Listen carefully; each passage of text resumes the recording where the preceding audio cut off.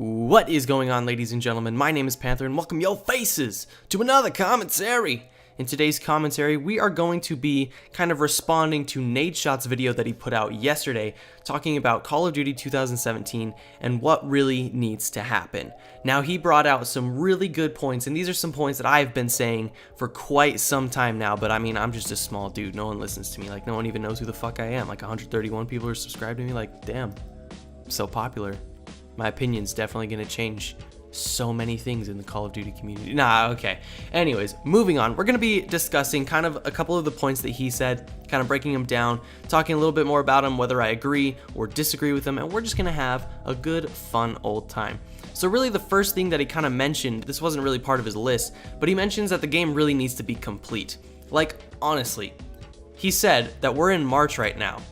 Call of Duty has a year life cycle, and they just barely brought out leaderboards and the emblem editor.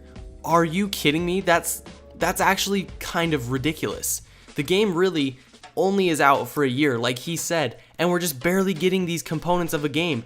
They started selling microtransactions before they had leaderboards and an emblem editor. The emblem editor has been in Call of Duty since like Black Ops 1. Black Ops 1 had it, Black Ops 2 had it, Black Ops 3 had it, Advanced Warfare had it. Like, it's just been in a lot of Call of Duties. And Infinity Ward promised, they're like, yeah, we're gonna have emblem editor. Oh yeah, but we didn't, mention that we were gonna be releasing it in fucking March.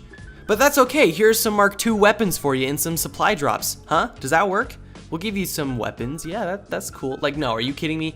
The game needs to be complete, or else it's just going to be complete and utter shit. But getting into what he really started talking with, he said instead of prestiging, we need a ranking system. Now, I definitely agree with this because prestiging does not mean a whole lot anymore. Prestiging is just basically all about how much time you've put into the game. Like, if you've put in roughly, I'd say maybe 4 hours a week-ish, and you got it day one, you just play for 4 hours, maybe a week, then I'd say you honestly get to about, prestige 8 by the time the game dies. But then in summer, you get a whole bunch of grind mode. Like me, I'm prestige master, Black Ops 2, Black Ops 3, pretty high ranks in other games.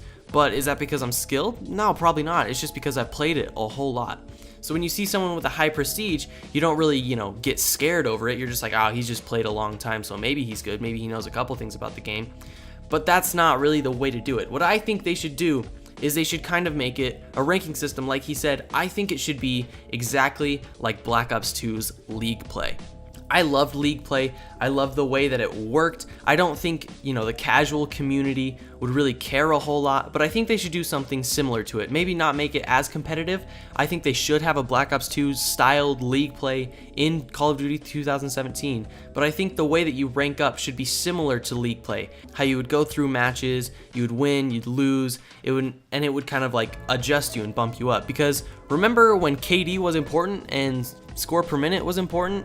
Yeah, that was like back in Modern Warfare 2. Does anyone care about that? No. It's probably because you can't fucking see it because leaderboards aren't out, but it's cool, it's whatever. Leaderboards are just trash. Welcome to thanks for putting them in the game so late in the fucking life. Anyways, getting off on a tangent. But I think the ranking system definitely sounds a lot more interesting than the prestige system, because prestiging is just boring. There really isn't a whole point to prestige. In Infinite Warfare, they tried to make it interesting by giving you weapons if you prestige, but it wasn't worth it. Honestly, it's not worth it to rank up, unlock everything, and then just reset yourself for maybe a new, another custom class. That it just doesn't make sense. Going from 5 to 10, putting in all that time prestige, it doesn't make a whole lot of sense unless you're really into the game. But if there's a new ranking system like that where you can see how you are compared to other people, that will get you more interested in the game, and it will in turn bring more longevity to the game because people are going to want to be better. They're going to want to be the very best. That's something that prestiging can't really do.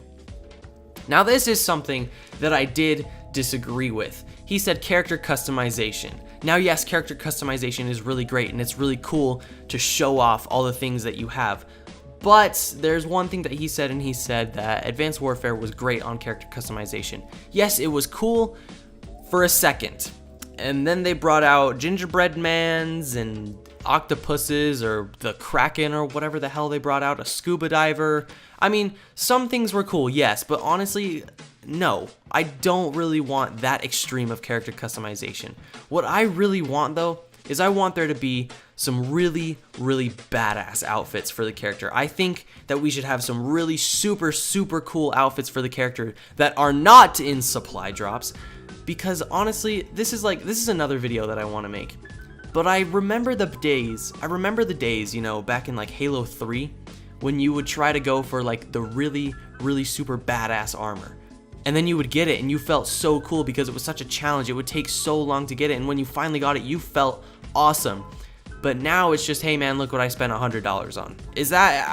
That's not really cool to me. So what I think they need to do with character customization, yes, you can have it in supply drops. I'm totally fine with character customization in supply drops as long as it's cosmetic only. I'm good with supply drops if it's cosmetic only. But I want there to be a system where you can unlock really cool looking things without spending money at all. I like how Infinite Warfare and Modern Warfare Remastered, you can kind of buy things with salvage and stuff.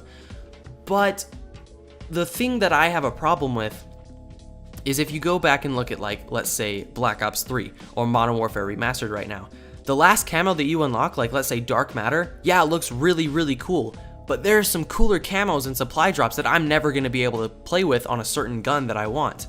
I really did like how they, you know, did it in Black Ops 2 and Ghosts and stuff, and even Advanced Warfare, where you could buy a set camo that you wanted for $2 and it would give it to all the weapons. I liked that. I liked that a lot. But now it's just, oh, we're gonna put the best camos in supply drops so you can spend more money. I don't like that. So honestly, I think that there should be some really badass armor that you have to do some major grinding for that is better than supply drop customizations. And the last point he had was weapon consistency.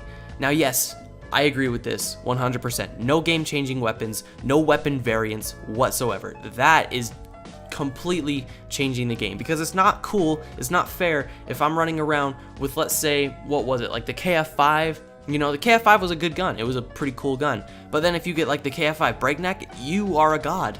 Or if you get the Speakeasy or the Obsidian Steed, it's just game over. It's not fair if one person has the original weapon that they've, you know, never really played the game, they just have the original weapon, and then someone has the most badass version of that weapon. There's going to be an obvious difference right there. The person who has the most badass one is probably going to win, unless that person absolutely sucks in the game. And yes, skill does kind of play into this, but not a whole lot. I mean, if you have a really good gun, if you have the basic gun to use, you're not going to do as well as someone who spent, you know, $300 to unlock the most badass weapon. And no putting in game-changing bullet weapons in supply drops. If you want to add in weapons into supply drops, I may or may not just, you know, die. I may have an aneurysm. I may like probably slit my throat or something. But honestly, we kind of just have to expect this from now on, because it's been, you know, in the last 3 games, they've added in weapons into supply drops, so I don't really think it's going anywhere. But honestly, if there is a single jetpack, like he said, if there's a single jetpack or a laser, I'm not gonna buy the game. I don't want to play it. I'm not gonna waste my money playing a game that I'm not gonna care about. I spent $80 on Infinite Warfare and Modern Warfare Remastered.